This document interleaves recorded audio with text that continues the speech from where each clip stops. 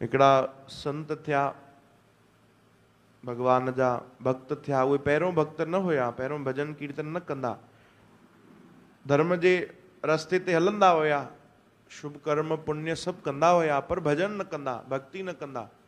उन्हनि जो नालो हुयो श्रीरंग जी। उन्हनि वटि हिकिड़ो सेवक सेवा कंदो, उहो ॾाढो सुठो महिनती माण्हू, ईमानदार ऐं सुठा कर्म करे, कॾहिं बि बुराई जे रस्ते ते न हले, भजन भाव उहो बि न कंदो। जॾहिं उहो सेठ जो नौकर नंढी उमिरि में गुज़ारे वियो, उनजी तबियत ख़राब थी, कोई रोग उनखे सताए करे उनजी मृत्यु आई, समय पूरो थियो, त उनखे भगवान जी कृपा सां धर्मराज जी सेवा मिली। धर्मराज जा जेके दूत थींदा आहिनि, यमदूत जेके थींदा आहिनि न भाई, उनजी सेवा उनखे मिली।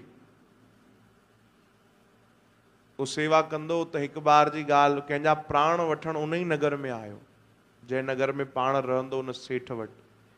कंहिंजा प्राण वठणु आयो त उनखे पिछलो यादि हुयो कि भैया मां हिन वटि नौकिरी कंदुमि, हिन सेठ वटि, हिन वटि मां कई साल रहियो आहियां, हिन जो खाधो पीतो आहे, हिकु बार वञी मिली त अचां हिन सां। चओ हरे राम। आयो, यमदूत जे रूप में अची करे साम्हूं प्रकट थियो, तो साम्हूं सेठ त घबराइजी वियो। हाणे अचानक जो कंहिंजे साम्हूं यमदूत अची प्रकट थिए त पहिरियों त माण्हू खे इहो ई वीचारींदो न, भैया मुंहिंजो फोटो लॻणो आहे लॻे थो दीवार ते।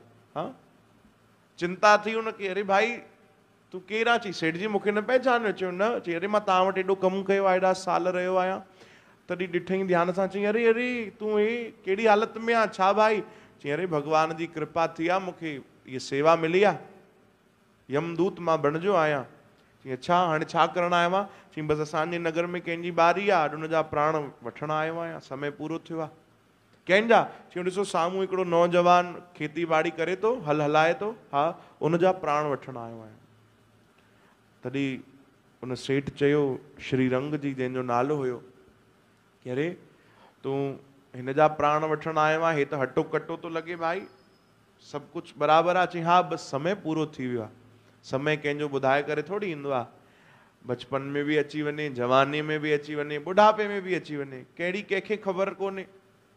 हिन जो समय पूरो थियो। अरे भाई हिनखे त कोई तकलीफ़ बि कोन्हे, हटो कटो ॾिस महिनत थो करे। चई हा बसि हाणे जेकी हल हलाए थो न, जेके बैल ॿधियल आहिनि, हा इन्हनि में ई कुझु थींदो त हिकिड़ो बैल डुकी डुकी ईंदो, इनखे थूणो हणंदो त हिन जो जेको बैल जो सिंग आहे उहो हुनजे पेट में लॻी वेंदो जोर सां, पोइ हिनजी मृत्यु थी वेंदी। ऐं ईअं ई थियो। इहो सभु नज़ारो हुन सेठ ॾिठो, घबराइजी वियो। त जेको यमदूत हुयो उहो वेंदे वेंदे चवंदो हुयो, सेठ जी इहो नज़ारो सभिनीनि खे नज़र न ईंदो आहे, पर मां तव्हांखे ॾेखारियो, छो जो मां तव्हां वटि नौकिरी कई, तव्हां वटि खाधो पीतो आहे, तव्हां त मुंहिंजा बि सेठ रही चुकिया आहियो, इहो तव्हांखे हिन लाइ ॾेखारियो कि सेठ जी तव्हां भॼन करे वठो।